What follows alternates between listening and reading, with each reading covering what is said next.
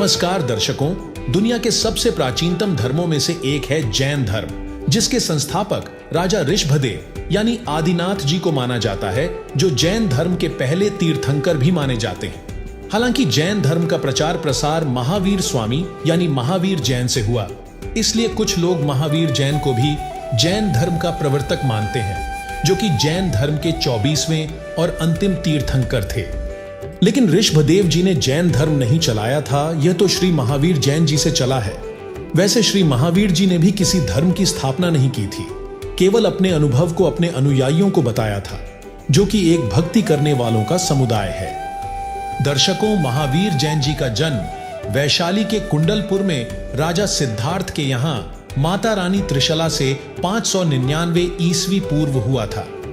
हालांकि कुछ लोग उनके जन्म को 540 ईस्वी पूर्व मानते हैं। जिन्होंने 12.5 साल तक एक स्थान पर बैठकर घोर तप किया था, उन्हीं महावीर जैन जी के जन्म दिवस को जैन धर्म को मानने वाले लोग एक पर्व की तरह मनाते हैं। कबीर सागर के अध्याय जैन धर्म बोध पृष्ठ 45 पर परमेश्वर कबीर जी ने जैन धर्म की जानकारी देते हुए कहा है, अयोध्या में एक राजा नाभिराज हुए हैं, जिनके पुत्र ऋषभदेव जी थे, जो नाभिराज जी के बाद अयोध्या के राजा बने। वे धार्मिक विचारों के राजा थे, जनता के सुख का विशेष ध्यान रखते थे। उनके कुल 100 पुत्र तथा एक पुत्री थी। कबीर परमेश्वर जी अपने विधान अनुसार अच्छी आत्मा को मिलते हैं। उसी गुणानुसार ऋषभदेव के पास एक ऋषि रूप में परमेश्वर गए, उनको आत्मबोध करवाया, शब्द सुनाया, मन तू चल रे सुख के सागर, जहाँ शब्द सिंधु रत्नागर। मन तू चल रे सुख के सागर, जहाँ शब्द सिंधु रत्नागर। भाई कोटि जन्म तोय भर मत होगे, कुछ ना हाथ लग्या रे। कुकर सुकर खर बया बोरे, कौवा हंस बुगारे। मन तू चल रे सुख के सागर, जहाँ शब्द सिंधु रत्नागर। कोटि जन्म तन भर मत होगे, कुछ ना हाथ लग्या रे। कोटि जन्म तोय भर मत होगे, कुछ ना हाथ लग्या रे। कुकर सुकर खर बया बोरे, कौवा हंस बुगारे। मन तू चल रे सुख के सागर, जहाँ शब्द सिंधु रत्नागर। भाई कोटि जन्म तू राजा की न्या, मिट्टी न मन की आशा। कोटि जन्म तू राजा की न्या, मिट्टी न मन की आशा। भिक्षुक होकर दर दर घूम्या, ये मिला न निर्गुण रासा। मन तू चल रे सुख के सागर, जहाँ शब्द सिंधु रत्नागर। इंद्र कुबेर ईश की रे पदवी, ब्रह्मा वरुण धर्म राया। इंद्र कुबेर ईश की रे पदवी, ब्रह्मा वरुण धर्म राया। विष्णुनाथ के पुरकू जाके, तू बहुड़ अपूठा आया। मन तो चल रे सुख के सागर, जहाँ शब्द सिंधु रत्नागर।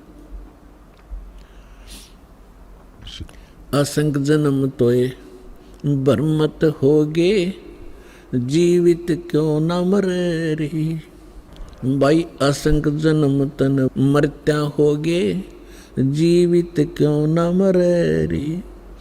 12 मध्य महल मठ बोरे, बोहर न दे धर रे। मन तू चल रे सुख के सागर, जहाँ शब्द सिंधु रत्नागर। दोजक भिष्ट सभी तय देखे, राजपाट के रसिया। दोजक भिष्ट सभी तय देखे, राजपाट के रसिया। तीन लोक से तरपत नाही, ये मन भोगी खसिया मन तू चल रे सुख के सागर, जा शब्द सिंधु रत्नागर, मन तू चल रे सुख के सागर, जा शब्द सिंधु रत्नागर। भाई सतगुरु मिले, सतगुरु मिले तो इच्छा मिटे, पद मिल पदे समाना। सतगुरु मिले तो इच्छा मिटे, पद मिल पदे समाना। चल हंसा उस लोक पठाऊं, जो आदि अमर अस्थाना, मन तू चल रे सुख के सागर, जा शब्द सिंधु रत्नागर, मन तू चल रे सुख के सागर, जा शब्द सिंधु रत्नागर। चार मुक्ति जा चंपी रे करती, माया होरी दासी। चार मुक्ति जा चंपी करती, माया हो रही दासी। दास गरीब अभय पद पर से, वो मिले राम अविनाशी, मन तू चल रे सुख के सागर, जा शब्द सिंधु रत्नागर, मन तू चल रे सुख के सागर, जा शब्द सिंधु रत्नागर। यह ज्ञान उस ऋषि रूप में प्रकट परमात्मा के श्री मुख कमल से सुनकर ऋषभदेव जी ने भक्ति करने का पक्का मन बना लिया। ऋषभदेव जी ने ऋषि जी का नाम जानना चाहा, तो ऋषि रूप में परमात्मा ने अपना नाम कविदेव अर्थात कबीरदेव बताया तथा यह भी कहा कि मैं स्वयं पूर्ण परमात्मा हूं। मेरा नाम चारों वेदों में कबीरदेव लिखा है, मैं ही परम अक्षर ब्रह्म हूं। इस संदर्भ में सूक्ष्म वेद में लिखा है, ऋषभदेव के आइयां कवि नामे करतार, नौ योगेश्वर को समझाइयां जनक विदेह उद्धार। जिसके बाद ऋषभदेव जी ने अपने कुलगुरु ऋषिजन से परमात्मा प्राप्ति का मार्ग जानना चाहा। उन्होंने ओम नाम तथा हठयोग करके तप करने की विधि दृढ़ कर दी। राजा ऋषभदेव ने परमात्मा प्राप्ति करने तथा जन्म मरण के दुखद चक्र से छूटने के लिए वैराग्य धारण करने की ठानी। जिसके बाद ऋषभदेव ने अपने बड़े बेटे भरत को अयोध्या का राज्य दे दिया तथा अन्य पुत्रों को उनकी योग्यता अनुसार राज्य प्रदान करके घर त्याग कर जंगल में चले गए। तब परमेश्वर कबीर जी ऋषभदेव जी को फिर से जंगल में मिले, परंतु ऋषभदेव जी अपने गुरु जी के बताए मार्ग को पूर्ण रूप से सत्य मान चुके थे। इसलिए उन्होंने कबीर ऋषि अर्थात कबीर परमेश्वर की बातों पर विशेष ध्यान नहीं दिया। जिसके बाद परमेश्वर कबीर जी चले गए। अब देखिए यही प्रमाण जैन धर्म की पुस्तक जैन संस्कृति कोश में। ये देखिएगा, जैन संस्कृति कोश, जैन इतिहास, संस्कृति, कला एवं पुरातत्व। ये कहाँ से छपा है? जैन संस्कृति कोश, जैन इतिहास, संस्कृति, कला एवं पुरातत्व, प्रथम खंड। लेखक है प्रोफेसर भागचंद्र जैन भास्कर और सम्मति प्राच्य शोध संस्थान नागपुर, कला एवं धर्म शोध संस्थान वाराणसी। ये पूरा पेज देखो इसका। अब ये प्रकाशक है जैन संस्कृति कोश, प्रथम खंड। लेखक है प्रोफेसर भागचंद्र जैन भास्कर, प्रकाशक ये दोनों मिलकर हैं।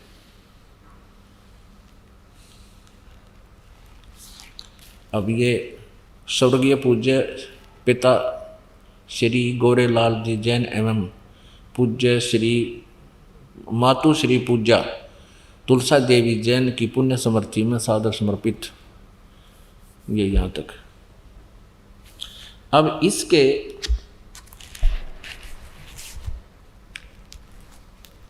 ये देखिएगा 175 पृष्ठ पे, ऋषभ देव के पौत्र मारीची, भरत के पुत्र, जो पुराण में वैदिक धर्म के प्रवर्तक माना गया है। ये जो मारीची है, इससे वैदिक धर्म चला था। अब ध्यान से देखना पुण्यात्माओं, आप बहुत इंटेलिजेंट बालक हो। अब कंप्यूटर तक बना लिया आपने, तो ये तो बहुत आसानी से समझ सकते हो। ऋषभ देव के पौत्र यानी पोते मारीची, जो भरत के पुत्र थे, और जिसको मारीची को पुराण में वैदिक धर्म का प्रवर्तक माना गया है। यही मारीची जैन परंपरा में आगे चलकर महावीर जैन यानी वर्धमान बना, महावीर जैन हुआ। यही आत्मा मारीची वाली जो ऋषभ देव के पौत्र थे, पोते। अब आगे देखते हैं जैन धर्म का, ये देखो 176 पृष्ठ पे, जैन धर्म का विकास इतिहास। तीर्थंकर ऋषभ देव की जीवन घटनाएं। तीर्थंकर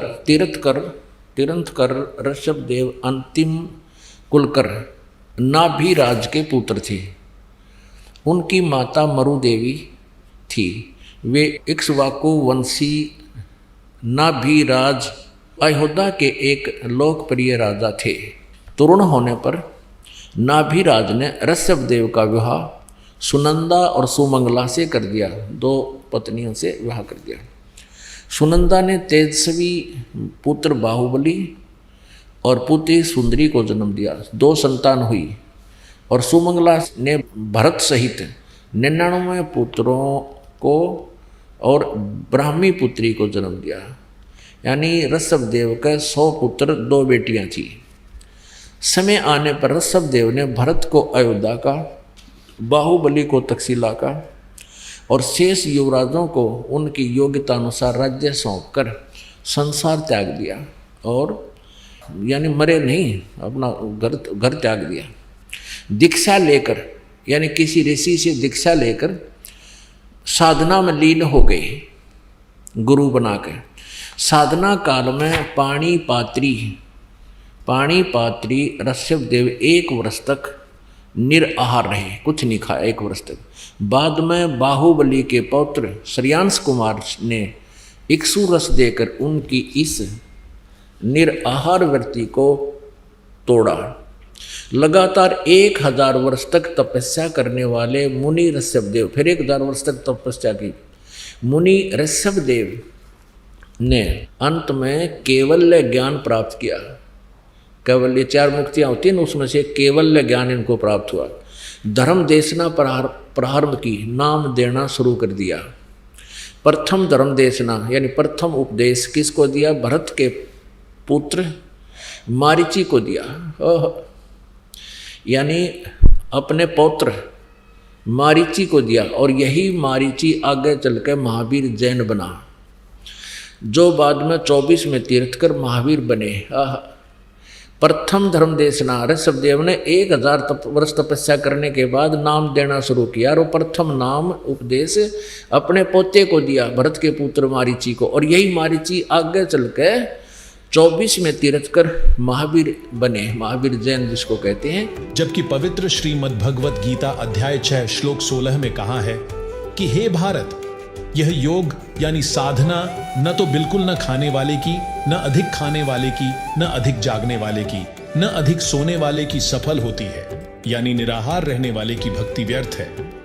वहीं गीता अध्याय 17 श्लोक 5 से 6 में कहा है कि जो मन कल्पित घोर तप को तपते हैं, वे शरीर में स्थान स्थान पर विराजमान शक्तियों व अन्य जीवों को, जो शरीर में जीवाणु हैं, उनको तथा मुझे क्रश करने वाले अर्थात पीड़ा देने वाले हैं, उनको असुर स्वभाव के जान।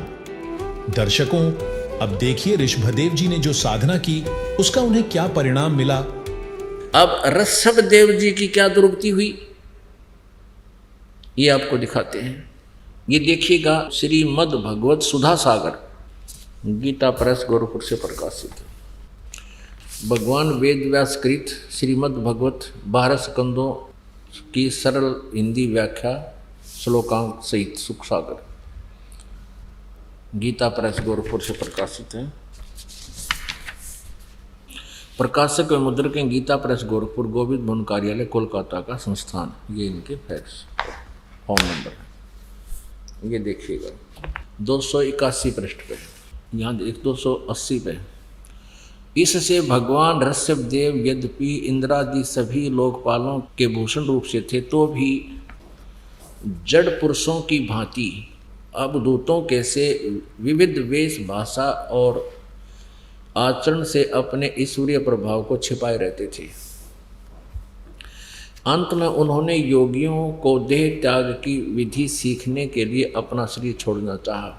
वे अपने अंतःकरण में अभेद रूप से सचित परमात्मा को अभिन्न रूप से देखते हुए वासनाओं की अनुवृत्ति से छूटकर लिंग देह के अभिमान से भी मुक्त होकर उपराम हो गए। इस प्रकार लिंग देह के अभिमान से मुक्त भगवान ऋषभदेव जी का शरीर योग माया की वासना से केवल अभिमान भास के आश्रय से ही पृथ्वी तल पर विचरता रहा। वह दैववश कोंक वेंक और दक्षिण आदि कुटक कर्नाटक के देश में गया और मुख में पत्थर का टुकड़ा डाले। ऋषभदेव जी ने मुंह में पत्थर का टुकड़ा डाल रखा था और बाल बिखेरे उन्मत्त के समान दिगंबर रूप से यानी कति नंगे कुटका चल के वन में घूमने लगा। इसी समय झंझावात के जंकोरे हुए बांस के घर्षण से प्रबल दावा अग्नि धधक उठी, यानी जंगल में आग लगी और उसने सारे वन को अपनी लाल लाल लपटों में लेकर ऋषभदेव जी के सहित भस्म कर दिया। उड़द जल का मर गया ऋषभदेव जी दावा नल में। वन में आग लगी, ये वहाँ पत्थर मुंह में लेकर नंगा घूम रहा था। बताइए कोई एक भगत के लक्षण है? आप खुद विचार करिए पुण्यात्माओं। अब ये हालत ऋषभदेव की जब हुई, उस समय हुई ये, यानी काल की मर्यादा वत साधना कर रहा था। दर्शकों, इससे स्पष्ट होता है कि जिस साधना को जैन धर्म के प्रथम तीर्थंकर ऋषभदेव यानी आदिनाथ ने की वह व्यर्थ रही। अब बात करते हैं जैन धर्म के 24वें तीर्थंकर महावीर जैन जी की, जिनसे यह जैन धर्म चला। दर्शकों, यह तो स्पष्ट हो गया कि मरीचि वाला जीव ही आगे चलकर महावीर स्वामी बना, जो कि प्रथम तीर्थंकर ऋषभदेव जी से दीक्षा लेकर साधना की थी। उसके परिणाम स्वरूप मरीचि के जीव ने महावीर जैन के जन्म तक अनेकों कष्ट उठाए, जिसका प्रमाण हमें जैन धर्म की पुस्तक आओ जैन धर्म को जाने में मिलता है। देखिए, ये वही पुस्तक है आओ जैन धर्म को जाने। लेखक हैं प्रवीण चंद्र जैन, M.A. शास्त्री, जम्बूद्वीप, हस्तिनापुर। ये सारा अब फिर थोड़ा सा दिखाते हैं। ये मेरे मालिक, अब ये तो दुर्गति उस प्राणी की है जिसने इस काल के गुरु मर्यादा में रहते हुए साधना की है, मारीची वाले जीव की। ये देखिए, थोड़ा सा दिखा दें। 60,000 बार वैश्या के भाव, 5 करोड़ बार शिकारी बना दिया, नरे पाप इकट्ठे करवा दिए इस काल ने। 20 करोड़ बार हाथी के भाव, 60 करोड़ बार गधे के भाव, 30 करोड़ बार कुत्ते के भाव, 60 करोड़ बार नपुंसक के भाव, 20 करोड़ बार स्त्री के भाव, 90 लाख बार धोबी, 8 करोड़ बार घोड़ा, 20 करोड़ बार बिल्ली और 60 लाख बार गर्भपात से मरण, 80 लाख बार देवता हुआ। बस 80 लाख बार तो देवता और बाकी अविरण में टिनरी। ये तो उस प्राणी की है जो विधिवत काल के गुरु परंपरा में रहकर साधना कर रहा था। और अब ये उसके बाद ये नरक में भी गया, मारुति वाला जो फिर प्रथम नरक में गया। और फिर ये महावीर जैन हुआ।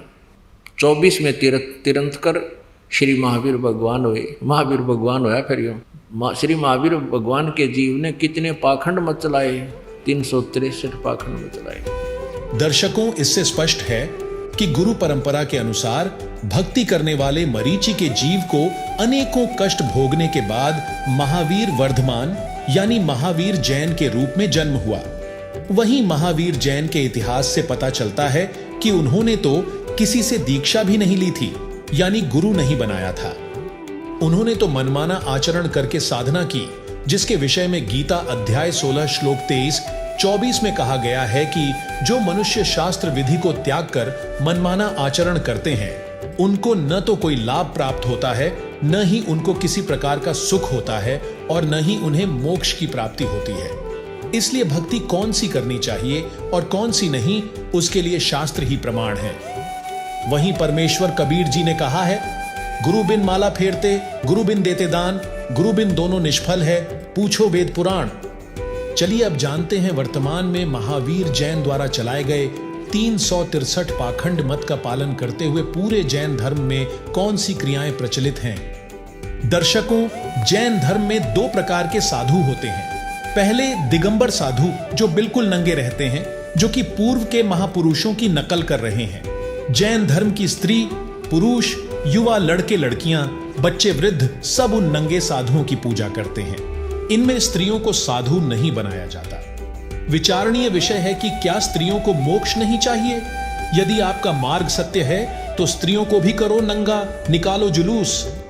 संत रामपाल जी महाराज जी कहते हैं कि सच्चाई को न मानकर मात्र परंपरा का निर्वाह करने से किसी भी व्यक्ति को परमात्मा प्राप्ति नहीं हो सकती, बल्कि शास्त्र अनुकूल भक्ति करने से परमात्मा को प्राप्त किया जा सकता है, जो कि पूर्ण संत के पास होती है। दूसरे श्वेतांबर साधु होते हैं, जो कि सफेद वस्त्र धारण करते हैं और मुख पर कपड़े की पट्टी रखते हैं, जिससे मुख के संपर्क में आने से किसी जीव की हिंसा ना हो। इसमें स्त्रियां भी साधु होती हैं। इस संदर्भ में सूक्ष्म वेद में कहा गया है, ब्राह्मण सहंस हत्या जो होई, जल स्नान करत हो सोई, चौके क्रम कीट मर जाही, सूक्ष्म जीव जो दर्शय नाही। हरि भांति पृथ्वी के रंगा, अनंत कोटि जीव उड़ई पतंगा, तारक मंत्र कोटि जपाही, वाह जीव हत्या उतरई नाही। पृथ्वी ऊपर पग जो धारे, कोटि जीव एक दिन में मारे, करे आरती संयम सेवा, या अपराध न उतरे देवा। अर्थात पृथ्वी के ऊपर घास के अंदर भी जीव होते हैं। कुछ तो पृथ्वी के रंग जैसे होते हैं, कुछ घास के रंग जैसे होते हैं, कुछ सूक्ष्म होते हैं जो दिखाई भी नहीं देते। एक दिन में करोड़ों जीव पृथ्वी के ऊपर चलने से मर जाते हैं। अब स्वयं विचार करिए, मुख में पट्टी बांधने और मयूर अर्थात मोर पिच्छी के उपयोग से क्या आप जीव हिंसा से लगने वाले पाप से बच जाओगे? जिसका उत्तर है नहीं, बल्कि जैनियों का यह मानना कि मुख में पट्टी बांधने और मोर पिच्छी के उपयोग से जीव हिंसा नहीं होती, यह बिल्कुल ही गलत धारणा है। जैन धर्म के लोग मानते हैं कि सृष्टि का कोई कर्ता नहीं है, यह अनादिकाल से चली आ रही है। नर मादा के संयोग से उत्पत्ति होती है और मरते हैं। वहीं जो स्त्री या पुरुष श्वेतांबरों से दीक्षा लेता है, उनके सिर तथा दाढ़ी के बाल हाथों से नोच नोच कर उखाड़ते हैं, जिसमें उन्हें बहुत पीड़ा होती है। यानी जैनी भक्ति में शरीर को अधिक कष्ट देना लाभदायक मानते हैं।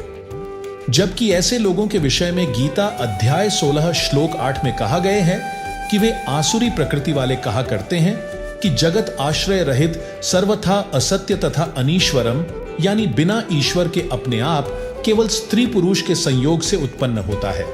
केवल काम अर्थात सेक्स ही इसका कारण है, इसके सिवा क्या है? ऐसी धारणा वाले प्राणी राक्षस स्वभाव के होते हैं। फिर गीता अध्याय 16 श्लोक 9 में कहा है कि इस मिथ्या ज्ञान को अवलंबन करके जिनका स्वभाव नष्ट हो गया है, जिनकी बुद्धि मंद है यानी ज्ञानहीन है, सबका बुरा करने वाले यानी भ्रमित करके गलत ज्ञान गलत साधना द्वारा अनमोल जीवन नष्ट कराने वाले क्रूर कर्मी सर्व बालों को नोच नोच कर उखाड़ना, निवस्त्र फिरना, गर्मी सर्दी से शरीर को बिना वस्त्र के कष्ट देना, व्रत करने के उद्देश्य से कई कई दिन तक भोजन न करना, फिर संथारा द्वारा भूखे प्यासे रहकर देहांत करना आदि आदि क्रूर कर्म हैं।